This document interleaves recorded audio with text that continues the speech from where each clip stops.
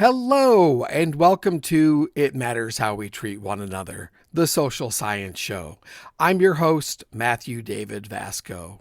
If you subscribe to this show on YouTube or your favorite podcasting platform, then thank you. We are grateful for each and every one of our subscribers. We're also thankful for our patrons on Patreon. Your support helps to make this episode possible. Thank you.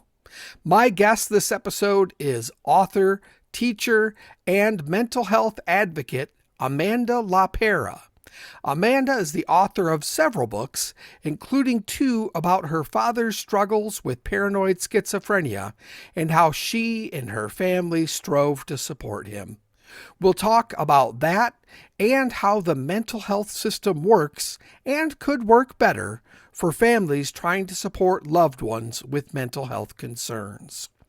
But first, our inspiring news. If inspiring things are happening in your neck of the woods, then please send us a direct message on one of our social media accounts and let us know. You can find us by our show name on Facebook, Instagram, X, and Blue Sky. This time, our inspiring news comes from Pasadena, California. A public school teacher, affectionately known as Mr. B, has come up with a revolutionary way to get middle and high school students excited about music. He calls the class Modern Band. Although the school also has classes like marching band and orchestra, Mr. B wanted to offer students the opportunity to learn to play the types of instruments and music that they enjoy listening to on the radio and music streaming services. In modern band classes, students learn to play guitar, bass guitar, keyboard, and drum kits. Then they create 4- and 5-member bands of their own and hold a rock concert at the end of the school year that is more akin to Coachella than a traditional high school band concert. The response has been huge, with students absolutely packing these elective classes. This year's end-of-year concert lasted over 3 hours, with over 10 bands performing. And Mr. B was even awarded Pasadena Unified School District's Teacher of the Year. If this inspires you, then maybe consider promoting modern band classes in your school district. Again, if you know of inspiring things happening in your area, then please DM us on our socials and let us know. Thanks. Up next is our feature segment. But first, I wanted to take a moment to welcome our new sponsor, ProMed.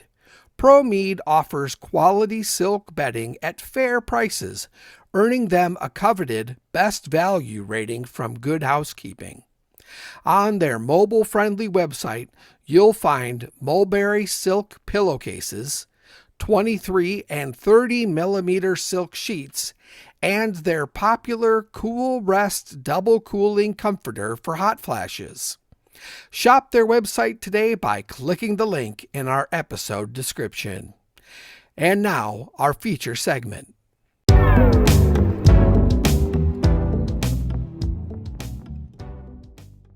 My guest today is Amanda LaPera, a national award-winning author and teacher who served for 10 years on the board of directors for the National Alliance on Mental Illness, Orange County affiliate.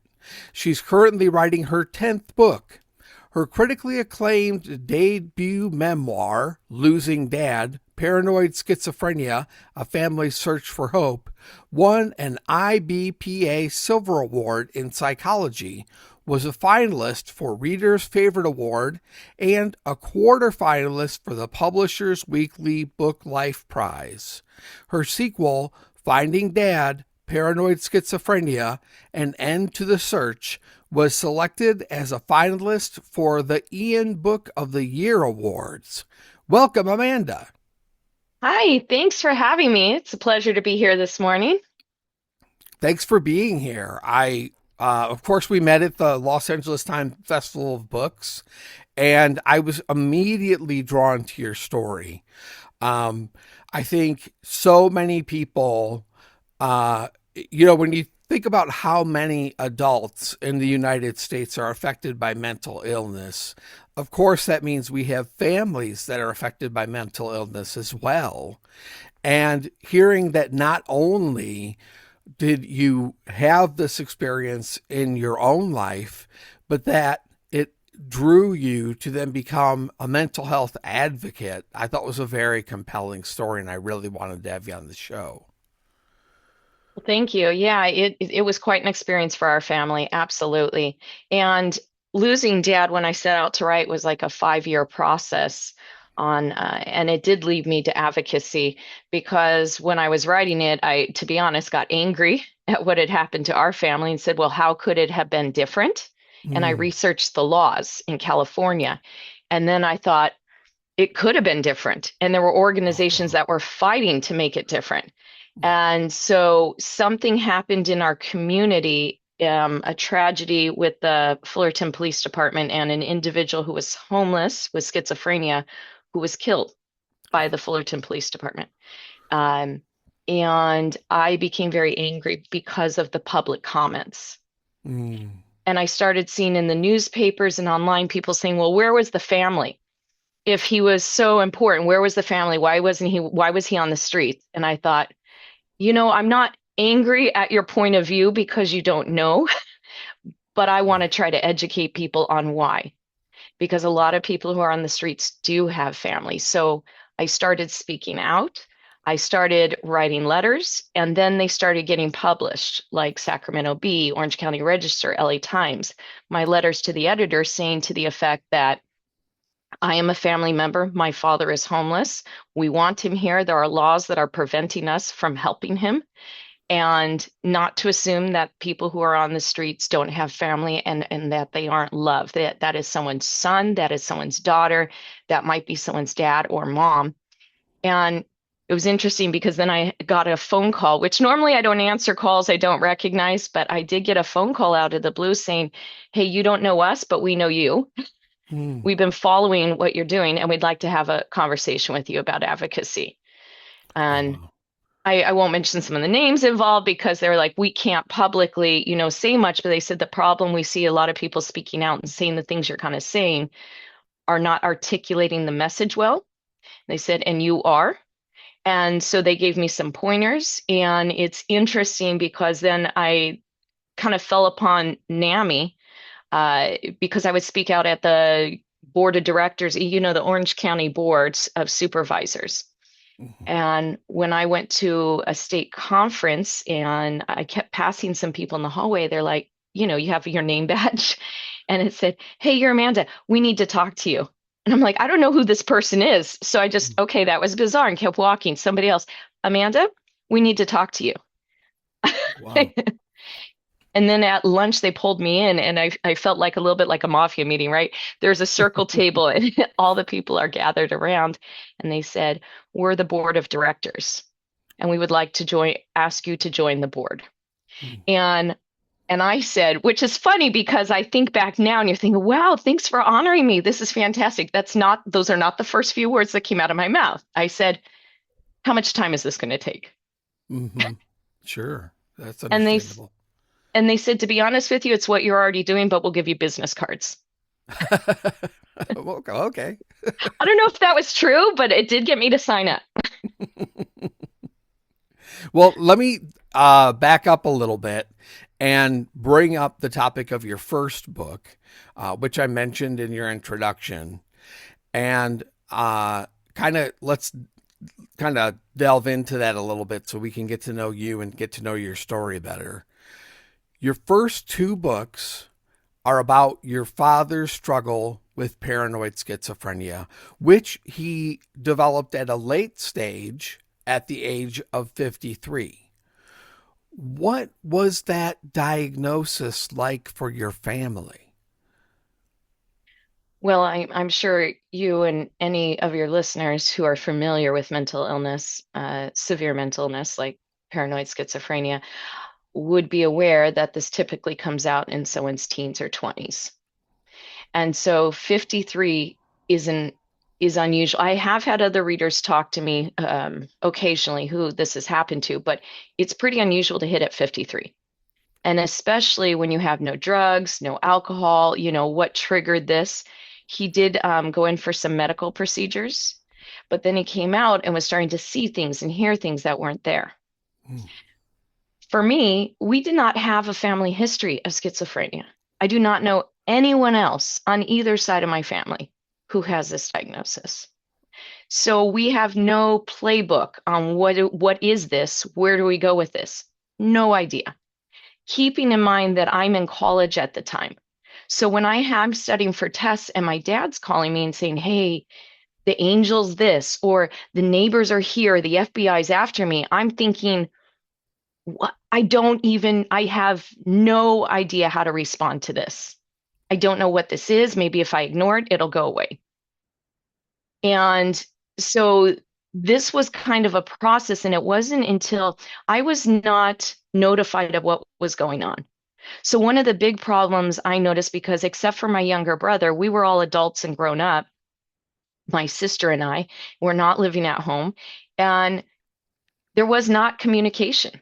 And this, I think, ties back to the stigma. And his wife, my stepmom, who's a wonderful woman, did not know how to deal with what was happening. She became overwhelmed. We did not have a name to the diagnosis. We just knew things were terribly off. But again, I didn't know. And then he was hospitalized multiple times for suicide attempts. And at this point is when we're getting the diagnoses. But when I say we, that's not me. I was not told about my own dad's diagnosis. And I became very concerned when I found out he was hospitalized. And I said, "Well, I want to see dad." And at the time, I didn't know any better. Again, I'm young. I was also a single mom. And I was told, I know this is going to sound bizarre to you, that you can't go visit him. It will upset you and affect your breast milk while you're nursing. And I didn't know any better. There's a lot of bizarre things that used to be said to people and maybe still are for families going through this. And so I didn't go visit my dad in the hospital. So it wasn't until things, and then dad's selling his house and what's happening. So things are very bizarre. And to be honest with you, I didn't fully understand it until I set out to write the book. So at this point, my dad's already homeless and it's like very bizarre. So interviewing my stepmom, my sister, my brother, I found out each of us held a piece to the puzzle. And I had to put that puzzle together. It should never be the case for families to do this. Mm. It should be the family rallying together. Let's talk about what it is. Let's support him. So hearing that diagnosis, it didn't make a lot of sense to our family. And we found it out in at different time periods. I have heard so many times um, about more having to do with young people, teenagers who are mentally ill and then age out, right? Like turn 18 and now they're an adult and their parents have a harder time getting information about what is going on with them, which is very hard on a parent because they've been very involved when their child was a teenager in their mental health, and now all of a sudden they're out in the cold. Is this kind of a similar kind of experience where, due to HIPAA laws and things like this, you as the family were having a difficult time staying informed about what was going on with your own father? Yes. And what you mentioned is something when I do a lot of speaking, we call that the age 18 cliff. Mm. And there are ways to prepare for families. Any listeners out there who have a teenager or a child, you need to prepare in advance for exactly the reasons you just said. And there are certain forms you can have filled out ahead of time where you want them to fill out the HIPAA laws to be giving you permission to get this information, because it is so challenging. And that, you nailed it. That's exactly what was happening to us. They were hiding behind the HIPAA laws, thinking they're doing what's in the best interest of the patient, but it's really not, especially when you're dealing with something such as severe as schizophrenia, also extreme bipolar, schizoaffective disorder, all of these conditions, is the family are the 24-hour caregivers. The doctor is there for 1 hour when they're checking on him. Maybe this person's in a facility, but when they leave, they're leaving with the family. So if we're not educating the family and getting them involved in the care plan, then you're going to go into that revolving door we talk about of hospitalization or homelessness and circling. And this is not in the best interest of anyone. It's far more expensive for society, not just on, the social aspects, but also financially to keep this happening. So I think there needs to be a change in some of the communication with the families and the caregivers. When I did a lot of public speaking on this topic, one of the messages we would say is together is better. And we would Mm, speak to clinicians as well. And we would speak to patients as well and saying, you know, because mental illness affects the brain, there is an inherent inability to fully see all the symptoms. mhm, And so if the family comes into those meetings, not to hear the interpersonal workings of let me sit through your whole counseling appointment, and that's pretty invasive, but to say, can I be there for a few minutes and just let the doctor know what I'm seeing? Here's what mhm, I'm seeing.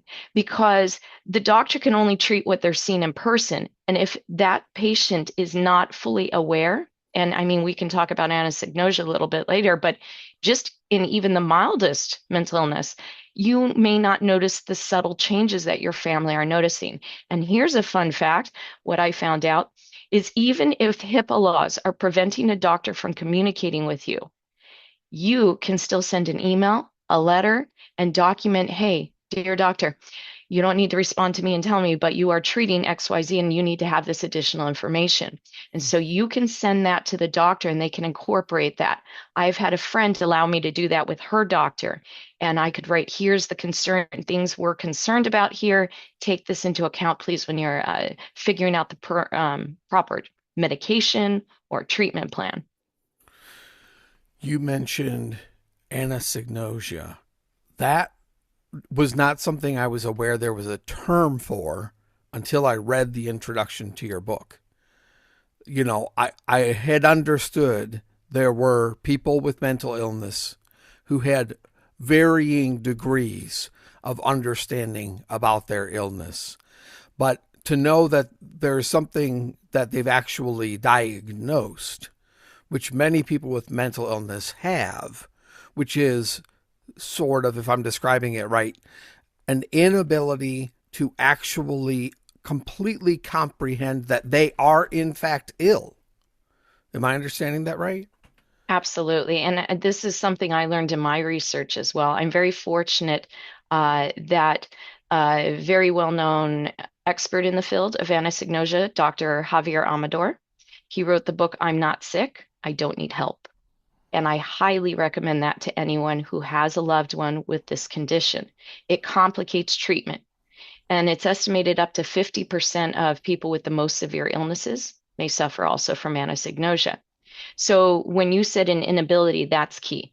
We and many families I talk to get increasingly frustrated, feeling like, why are they denying they are ill?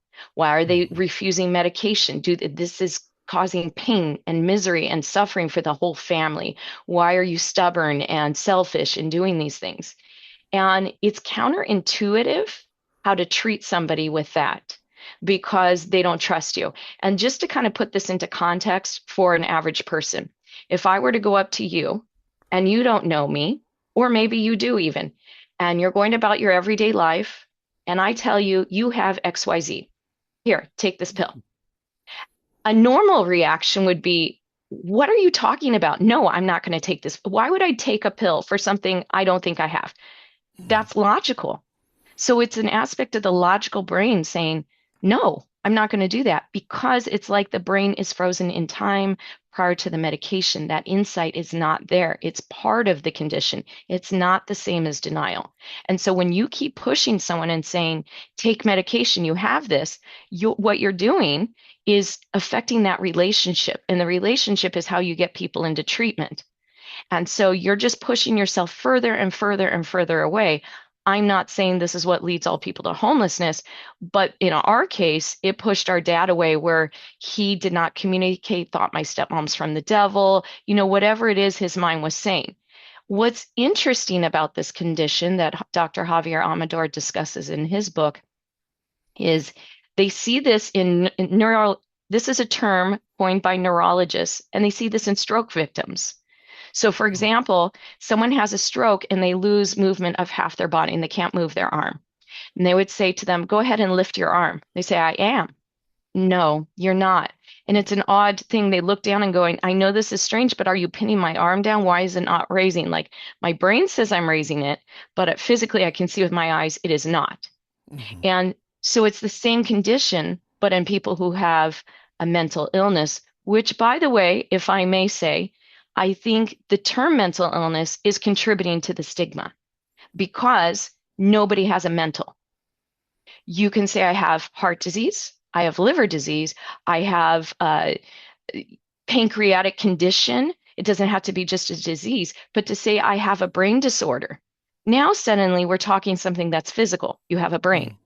But by Mhm. saying it's a mental illness and putting it in the, social sciences as opposed to the medical field, Oh, I think is helping to contribute to the stigma personally. that's a really interesting observation. I have heard medical professionals, mental health professionals, moving more towards the use of the term brain disorder now. You think that's why, to try to fight the stigma? Yeah, and I think also because the brain is another organ. And this is what I tell people when they have this shame over, even if they do have insight into the mental illness and this shame of, I have this thing and I'm not myself, or my loved one has this and this is embarrassing for the family. And it's understandable. Those are valid feelings all the way through. But I tell them if I said you had heart disease and you need to take perhaps this blood pressure medicine or this aspirin, there is zero shame in that. Who would say, hey, if you think more positively, you won't have heart disease? Mm-hmm. That's an absurd thing to say. So by Right. saying it's a brain disorder, suddenly I think that removes some stigma. Go, well, it's a chemical imbalance in my brain. That's a physical thing. It's nothing to do with my behavior. It's nothing that I am causing. But this is a valid condition that needs a medical treatment, whether it's medication or counseling or whatever works for that individual. Still, to recognize it takes away that responsibility because it's not your fault you have cancer. It's not your fault you have, XYZ disease or disorder. It's not your fault if you have mental illness. Right. So I believe that's a positive step in the right direction. I have to agree with you on that. I often say having a mental illness is not a character flaw Mm. because there's so much shame around having a mental illness for people. And it's as if they feel like they're, they're, it's as if someone said, you're a bad person. Like they equate the two somehow together. And I often on my page, that goes along with our podcast, will say, you know, this is not a character flaw. You have an illness, and I'll also say, mental illness is akin to physical illness. You know, mental health care is health care. You know, to try to break out of that stigma, to fight the stigma. That's something I'm very interested in doing with this platform, is fighting the stigma. I always say the only shame is in not getting the help you need, right? You've got to get the help you need. That's the most important thing. You touched on something, and I wanted to delve a little deeper into that. There was a period of time where you lost contact with your father. Your family lost contact with your father. What was that like? That's a terrible thing for a family to go through. Mm, And we lost contact with him multiple times. And it started out maybe months on end or years on end. And what happens is if you have a loved one with cancer or some kind of disease, it's terrible. And when you lose a loved one and they pass away, you're mourning their death. mm, And when somebody disappears with a severe mental illness, you have mourned their death multiple times. You have no option but to assume this person's deceased. And so it really is difficult emotionally because you can't sit there like and think, and I know a lot of people have a missing loved one and hold on to hope, and I do hold on to hope. And I did. But it was so traumatic to go. I mean, at one point, my stepmom, when my dad traveled the world as a self-proclaimed prophet of God, and he was avoiding the mafia that was after him, when he literally was doing those things, cashed out his life savings, because keeping in mind, my dad had a master's degree. He worked 17 years on the same job. He was a very stable father, great father. And that's partly why I went through all the trouble I did, because he was so great to me growing up. So my stepmom then started calling the State Department to say, are there any dead Americans found overseas? Mm. Because we had no way of tracking him. He literally disappeared. And when he did occasionally reappear after 2 or 3 years, it was such a mixture of emotions because we still can't get him help. Uh, oh my gosh, he's alive. And the reason I wrote the book called Losing Dad, because it's a part of losing yourself, going through this process that this loved one will never be who I want them to be. They will never go back to where they were prior to this point in time. And there is a mourning process involved with that for everyone to recognize that I need to love the person in front of me now, knowing that that is not the same person they will be, and I need to drop the expectation on them that they will get back to how they were before, because that doesn't do anyone any good. So when he disappeared for long periods of time, it was quite difficult for our family. And it was just multiple times of mourning his death, to be honest. It was very difficult. Sometimes you just put him out of your mind because we don't know where he is, especially when he was in the National Database of Missing Persons. And my brother and I very practically donated DNA to put him in the database to say, okay, we don't want him to be a John Doe on the street, that when they find his body, and I know this sounds harsh, but we had come to understanding that when they find him, we want them to be able to identify his body so we can claim him. So this is where you go as a family. And that's hard because the not knowing is the most difficult part. The not knowing, is this person alive? Where are they? What are they going through? Is someone taking advantage of them? Not knowing those things is a tough place to be. And I really empathize with any families members, not just of a mental illness, but somebody who disappeared, somebody who was kidnapped. And just that never knowing and having that closure is such a tough limbo to be in. What has this journey taught you about love and loss?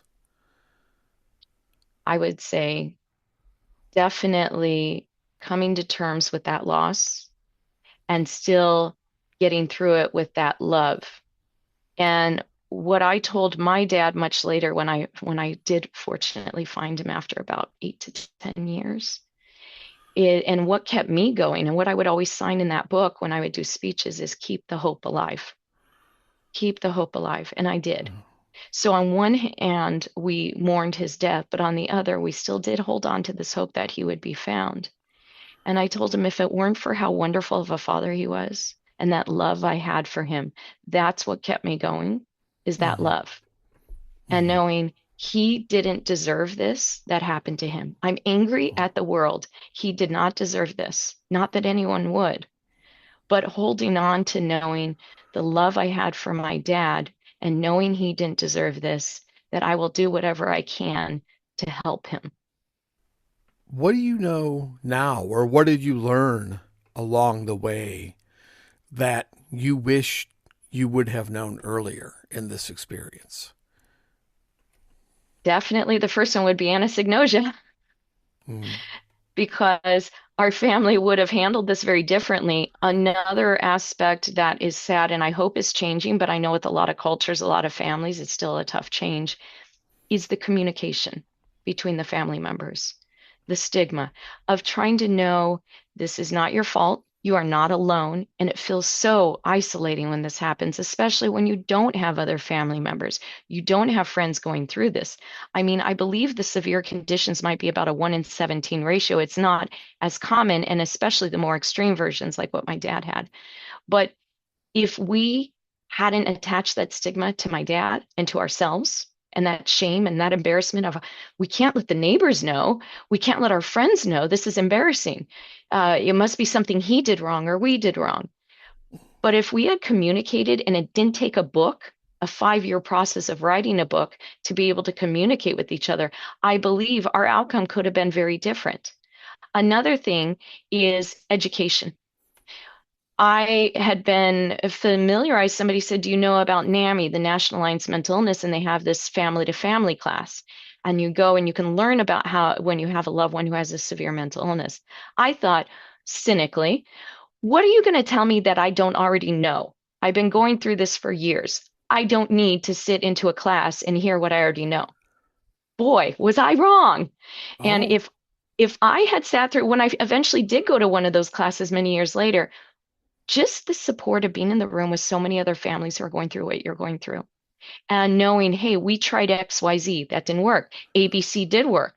And talking and communicating, there is this sense of community and the education. And I came out of there going, wow, I wish my family had gone through this education when this first happened. I think we might have had a different outcome. that's fascinating to me. And I mean, it's probably a very strong advocacy for getting involved in some kind of a group when you have a family member that is struggling with mental illness because or a brain disorder as you say, because there is strength in community, right? And to be able to bounce ideas off of someone who's also going through this and have them say, here's something that worked. And for you to be able to give that a try, that's a new piece of hope that you can hold on to, right? Absolutely. And another thing is it's very isolating for a family when you're going through this. And I compare it, it's like akin to drowning. Like your loved one is drowning, you're watching them drown, and that's a horrible thing. And your first impulse is, let me jump in the water, I will save you. But what's going to happen is they pull you down and you're drowning too. Mm, And instead is taking care of that self-care and taking care of yourself and stepping back and say, I'm going to get the life raft and I'm going to throw that out to you. And I'm going to help you and I'm going to pull you in. But I need to take care of me too, or I'm going to go down with you. yeah. Let's go back now that we know your story better and we've kind of been through this journey with you a little bit. Let's go back to the system. Where is the system failing caregivers the most? There's a lot. That's a big question. Um, and I mean, I recognize that we are very fortunate in our situation that we did find him. And the reason I found him was the first book led me to the second book, led me to finding him. The system is there's so much red tape. For example, when I got word from the Orange County Sheriff Department called me and said, your dad's been found. I didn't even know what to do with that. And my first response was, dead? You found his body? And they said, no, alive. And then I said, where is he? And she responded, the authorities won't tell me. They wouldn't even Oh, tell the sheriff department. I said, oh how do my they not tell goodness. you you are an officer? She said, well, they found him. He said he wasn't missing. They took him off the list. And I said, what about our DNA? It's been dropped. So now we're Oh my back in gosh. square one because there's no communication. You just listen to this individual go, I'm not missing, I'm fine. Look at I'm fine. Because he could talk into, he was very intelligent. He could talk to you and talk his way out of anything. He knew how to normalize what you as somebody else was looking for and put on the face that he believes will get him out of this situation. Mhm. So not communicating, and especially I think not understanding anosognosia is a big one. I feel like if more of the mental health community understood this and understood how to treat it better, they might bring the family more, get the family more involved. I can't tell you how often when I'm at a signing event or I'm an event and clinicians will talk to me who have never heard the term anosognosia, which is in the DSM, but they're not familiar with that term. So how are they able to treat individuals with this condition? So then what's happening is that the family is locked out. And in this situation, even law enforcement was locked out. And I remember when I made the first report, the missing person report, and I had a sheriff standing in my house taking the information. And he said, well, we see this all the time. We'll find someone on the streets, tell them this, they're not missing. It just cycles through. They end up, we have to take them to the hospital or to prison, and they come out and this. And I looked at him, I said, that must be very frustrating to do your job and to go through that. And he said to me, not really, I'm used to it. Mm. And that kind of, the callousness perhaps, it was shocking for me. But if I put myself in his shoes, probably it was pretty frustrating. And that's a way of dealing with that, is just shutting that down. Mhm. So there's so much involved with the system getting in the way of the families. And sometimes they'll just throw up their hands and say, well, why bother? I can't. Everything's against me. The doctors won't talk to me. Even the law enforcement won't talk to me. And what's happening really is, by locking the families out, they're creating a bigger problem. This individual cannot be treated full time by the system. And so we have this cycle. They end up on the streets. Is this in society's best interest? I would argue no.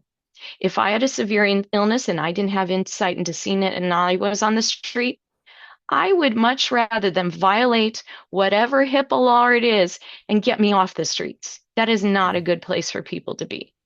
And it would Right. not be by my choice, because I'm not in my right mind making that decision. It's like I compare this to a child. If you let a child make all their decisions, you could be guilty of parental neglect. Oh, well, they didn't want to eat, so I didn't have them eat. They didn't want to wear a coat and it's 30 degrees outside, so they got frostbite. That would be child abuse. Yet when we have a loved one who's on the streets or wherever they are, and they are not, they are unable to care for themselves, they are unable to provide for their own shelter, food, whatever it may be, because of these brain disorders. Well, then how is that any less neglectful? It's like stage 4 cancer. If a woman had breast cancer and we said, we're not going to treat her until she's stage 4, can Mm. you imagine society would be in an uproar over that? Yet that's exactly what the system is doing, is we are not going to treat that individual until they are at risk of harming someone else, or more likely harming themselves or becoming victimized by someone else. At that point, we're going to help them. We're already so far gone. The results are not going to be as good as they could be if the system wasn't working against the family, against the patient, and communicating with each other. Yeah, I mean, you're making it abundantly clear to me that more needs to be done so that the people who care about a person who's struggling are able to use that care to actually help the person, get them off the street, get them the help they need, right? Absolutely. Yeah. Um, clearly this is a powerful story. And I know that you've shared it in book form, you're doing public speaking. Tell me a little about the power of sharing your story when it comes to mental health advocacy. I believe by sharing the story openly, and I'm not ashamed to share it, that Mm-hmm. reduces the shame for other people. And then they are willing to, one, find out they're not alone, two, to more effectively get treatment for themselves or loved ones. And there's one particular story that this draws me to. I was at a mental health event on behalf of NAMI with some other board members, and we were sitting there at a booth providing information and pamphlets to families who came by and people having questions. One individual, he was, I would estimate, probably in his late 40s. He came to me and was looking at some of the brochures, and I leaned forward and going, "Hey, how's it going? What are we dealing with?" And he was a little hesitant to speak. I was like, well, my dad had schizophrenia, this. I'm openly sharing my story. Next thing I know, he opens up and says, well, I have this disorder. I can't recall exactly what condition it was, but it was a severe mental illness. And I go, oh, so how's your treatment going? You on medication? He lifted up his shirt and showed me a patch he was taking. I'm like, oh, right on, fist bump. What's going on? And suddenly, when I'm sharing my story, and it's not a big deal, I mean, it is, but it's not a big deal stigma wise, his whole demeanor changed. And he openly was talking, we're laughing, going in discussion on this. And then he walks down to get information from the other board member. And another woman, probably late 60s, maybe 70s, leaned forward to me and said, I'm his mother. I, I have not known that my loved one has had this for these many decades. I did not know my son had this. He has never spoken a word about this to me. Oh, wow. And I was in awe. And again, it was the power of my storytelling and the willingness to be open and not stigmatizing that, that gives someone else permission to do the same. And the most powerful thing for me was a few moments later when they left our booth with some information, is I watched them walk away. They were arm in arm, leaning close to each other and talking. Oh, That's wow. the That's, power of storytelling and giving other people permission to speak their truth. yeah. Wow, that's a powerful story in and of itself. Well, we've talked now for about a half an hour, and we've delved so far into your first two books, but in a way, we've only scratched the surface on your writing because you've continued to write and you're working on your 10th book now, as I mentioned in the introduction. Why don't we turn the page, so to speak, and talk a little about your newer work? What kind of themes are you exploring in your newer work? It's a great question. When I meet people, sometimes one of the first questions I ask when I'm showing my new series, which is a coming of age, I joke, it's a coming of age stories for those of us who have come of age. It's taking place in the 80s and 90s, and they're standalone stories, but they're all connected. They're all Mm-hmm. connected, and it's a duplicate timeline. So the reason I wrote it this way was because I feel like when you're struggling as a young person or you're going through something and you have your friends, nobody really knows what your life is like when that door shuts because that family presents a certain persona to the world. But perhaps you're dealing with some kind of abuse or trauma or neglect in your house, and that's kept in the family. So I set out to show what is everyone dealing with and how through community and friendship and support we can overcome these. And that's why the tagline is trauma, resilience, hope. And I think it's on brand for me because it's still kind of going into the same ideas. I figured that's how I am. I'm not going to write about someone going to Harvard and no shame in that and having like this perfect life and we struggle with just this one relationship. There is definitely value in anything like that. For me, though, I focus kind of like I was inspired by John Steinbeck, wrote about the average person and their struggles. And that's what I set to do is this is contemporary fiction. I tell you, 80s and 90s will never be historical in my mind. And I agree. that was like yesterday, right? Right. So so I set out to tell the average person's story. And I will say it really hits me the reviews when the reviews come in and I hear from readers who send me an email, drop me a message, or tell me in person, where a lot of stories, it's like, this was a great read. It was enjoyable. I liked the plot. It was engaging. For me, the reviews and feedback I get is very personal. Mm. Says, I related to this. My father was an alcoholic too. Or, well, I wasn't in that situation. I had a stay-at-home mom. That lack of love and connection, I related to that. Or I had a boyfriend like that and this happened. So I love the personal connections people make to my stories. I feel like it's helping them to process their own trauma and grief in a safe way and or to gain empathy for what other people go through. I've had a review say, "Wow, I appreciated my family life so much more." Mm. And I say, "Well, you're very lucky. This was a safe way for you to get into someone else's shoes, to build that empathy, to see what other people are going through, to share that humanity." And so I joke when someone stops by, first I say, "So are you into a light beach read?" I say, "Because if so, that's not me. You're going to want to keep on walking, okay?" Yeah, you delve deeper. You dig Absolutely. deeper. Uh, I love that you brought up empathy.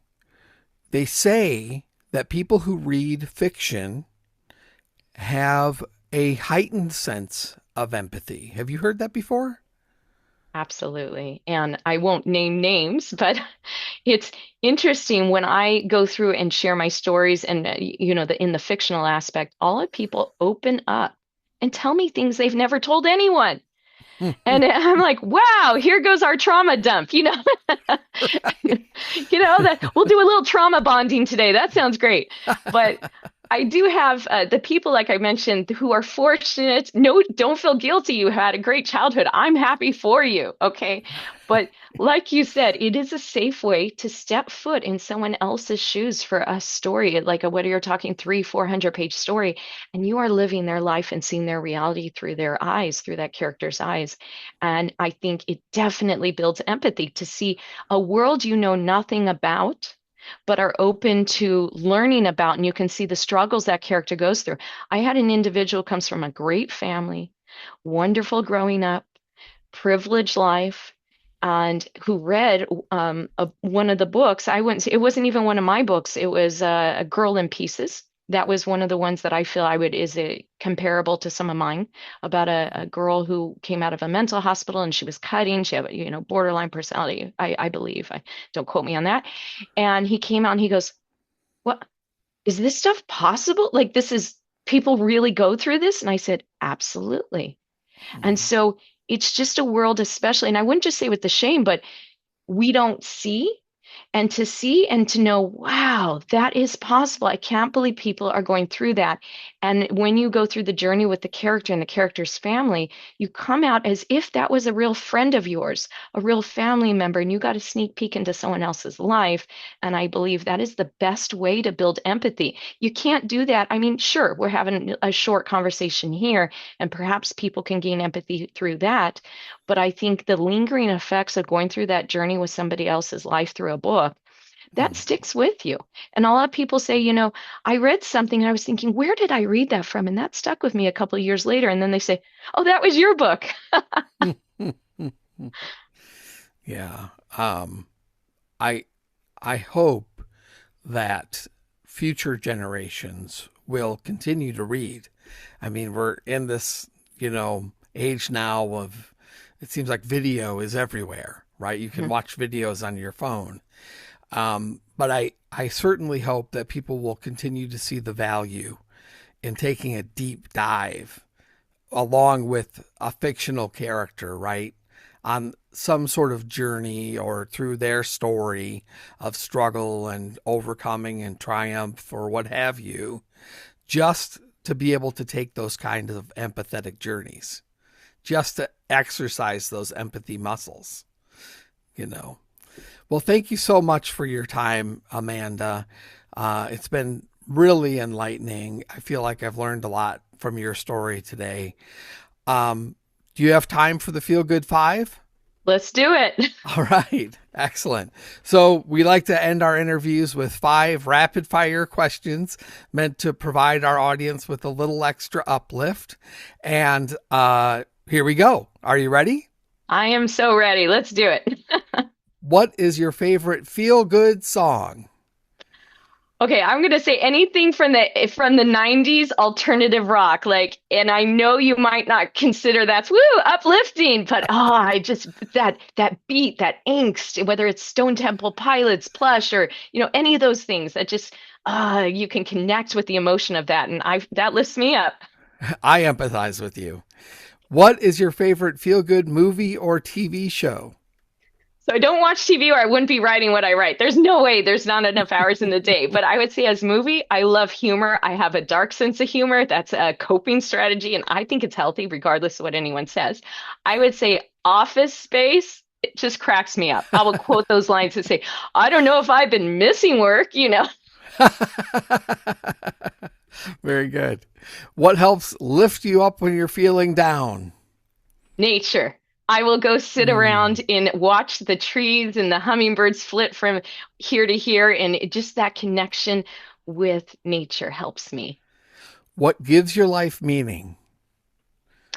I would say well, so many things. My family, my job, just knowing that you can touch someone else's life and make a difference in their life. Wow. That's very, very much so. And what inspires you? That's really connected to the last question, right? I would say when I hear from readers that made a personal connection, that is rewarding for me. That inspires me. So when things get down, I'm like, oh, why am I doing this? It's no good. We have that negative self-talk all the time. But to say, this is making a difference for someone else, yes, I will continue to do it. Excellent. Oh, wow. Yeah, that would be really powerful. Well, thank you, Amanda, so much. It's been an absolute pleasure talking to you. Yeah, I also, I think we must be somewhat similar in age. I'm also one that loves my 90s grunge, and it sort of harkens back to a more innocent time in the world, maybe, pre 9/11. Maybe things weren't quite so intense then. But it's been an absolute pleasure talking to you. Thank you for the work you're doing in mental health advocacy. I think it's so important. And thank you for sharing your story. And thank you for having me here. I think that's so important. What you're doing too is keeping this conversation going, making it accessible to more people. So thank you so much for what you're doing and for having me here. Thank you to our sponsor, Gevi. Established in 2017, Gevi has quickly become world renowned for their compact appliances that provide practical kitchen solutions. Say, for example, that your refrigerator's ice maker quit working, but you don't want to spend thousands of dollars on a new refrigerator. Simply get yourself the Gevi countertop ice maker. They also make wonderful compact coffee makers and espresso machines. Click the link in our episode description today to take advantage of all the great deals from Gevi.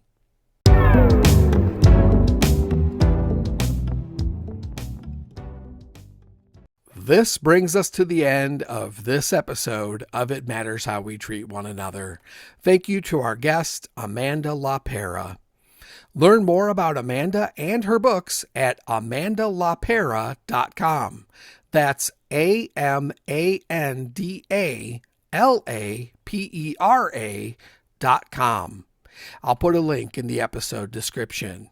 Please subscribe to keep up with all our episodes, and you can support the show on Patreon at patreon.com/itmatterspatrons. That's patreon.com/itmatterspatrons. For less than a venti hot latte at your favorite coffee chain each month, you too can be an It Matters patron and help to make our show happen. You can also support the show by shopping our Etsy store at etsy.com/shop/itmattersmerch. There are links in the description.